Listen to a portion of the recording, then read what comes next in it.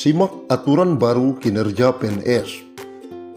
Berlaku mulai 1 Juli 2021. Pemerintah menerapkan aturan baru terkait sasaran kinerja pegawai atau SKP berdasarkan Peraturan Menteri Pan-RB Nomor 8 Tahun 2021 tentang Sistem Manajemen Kinerja PNS mulai 1 Juli 2021. Direktorat Jenderal Kinerja ASN BKN sudah menggelar bimbingan teknis penerapan sistem informasi e-kinerja terintegrasi pada tanggal 27 sampai 29 April 2021 lalu di Double Tree Hotel, Jakarta terkait implementasi aturan baru itu. Deputi Bidang Pembinaan Manajemen Kepegawaian atau PMK BKN Haryomo Dwi Putranto menegaskan, per 1 Juli 2021 ketentuan penyusunan SKP berdasarkan Peraturan Menteri Pan-RB tersebut sudah harus diterapkan. Dalam Peraturan Menteri Pan-RB Nomor 8 Tahun 2021 dijelaskan, sistem manajemen kinerja PNS bertujuan untuk menyelaraskan tujuan dan sasaran instansi atau unit kerja atau atasan langsung ke dalam sasaran kinerja individu. Nantinya hal tersebut menjadi dasar pengukuran, pemantauan, pembinaan kinerja dan penilaian kinerja serta tindak lanjut hasil penilaian kinerja. Dalam pasal 6 peraturan tersebut disebutkan penyusunan rencana SKP dilakukan secara berjenjang dari pejabat pimpinan tinggi atau pejabat pimpinan unit kerja mandiri ke pejabat administrasi dan pejabat fungsional. Untuk menyelaraskan kinerja tingkat jabatan pimpinan tinggi ke jabatan di bawahnya, serta pembagian tugasnya dilakukan dengan metrik peran hasil. Analis Kepegawaian Madya BKN Samsul Hidayat mengatakan penyusunan SKP dilakukan dengan dua metode, yaitu dasar atau instansi atau pengembangan sampai tahun 2023. Dijelaskan Samsul, kronologis penyusunan SKP meliputi model inisiasi dan mode pengembangan.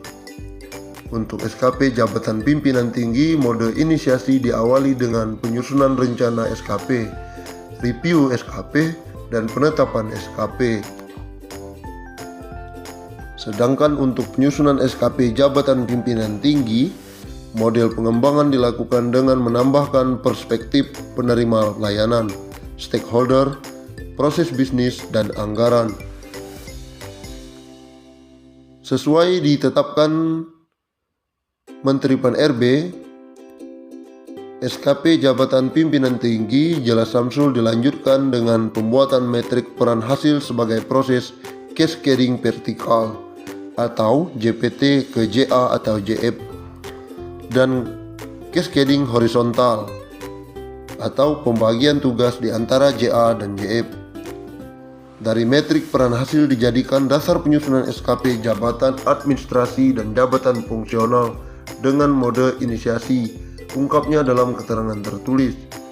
Mode inisiasi yang dimaksud adalah sebagai berikut: 1. Rencana SKP atau JA atau JF. 2. Verifikasi keterkaitan dengan angka kredit khusus JF. 3. Review SKP JA atau JF. 4. Penetapan SKP bagi JA atau JF. Sedangkan untuk model pengembangan ditambah kategori penilaian pada target, yaitu kurang atau jauh di bawah target dan cukup sedikit di bawah target bebernya.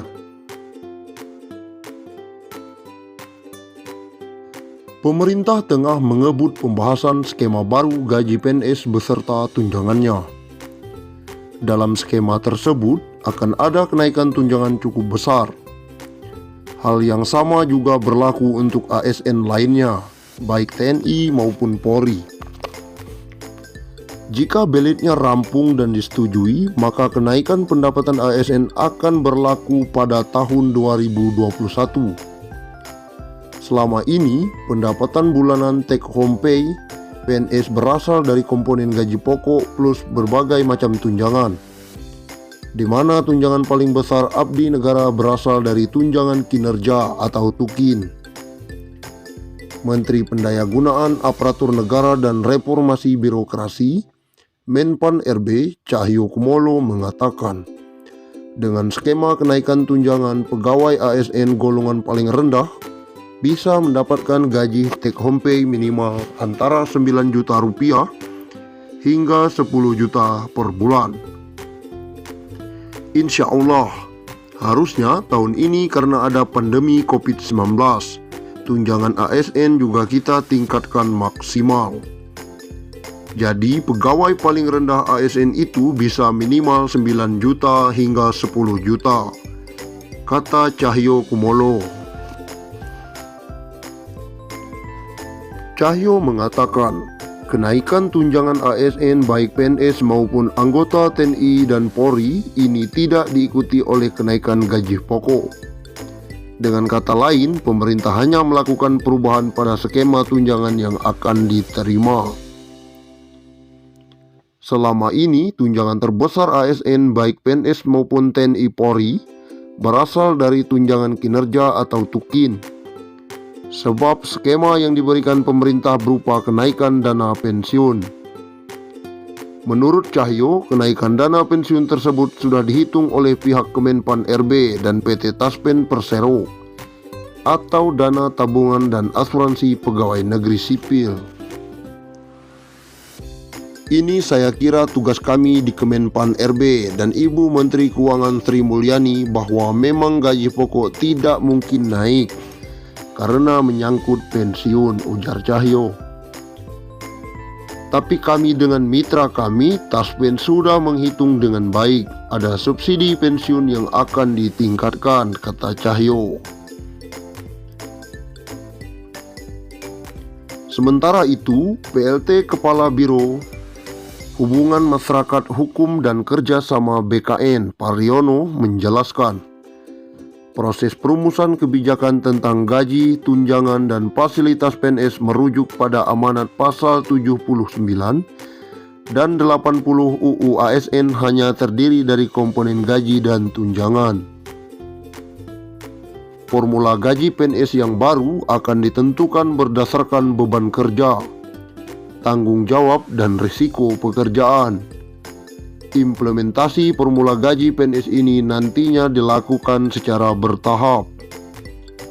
Sementara formula tunjangan PNS meliputi tunjangan kinerja dan tunjangan kemahalan. Rumusan tunjangan kinerja didasarkan pada capaian kinerja masing-masing PNS. Sedangkan rumusan tunjangan kemahalan didasarkan pada indeks harga yang berlaku di daerah masing-masing. Secara substansial, sistem penggajian berbasis harga jabatan berdasarkan pada nilai jabatan, di mana nilai jabatan diperoleh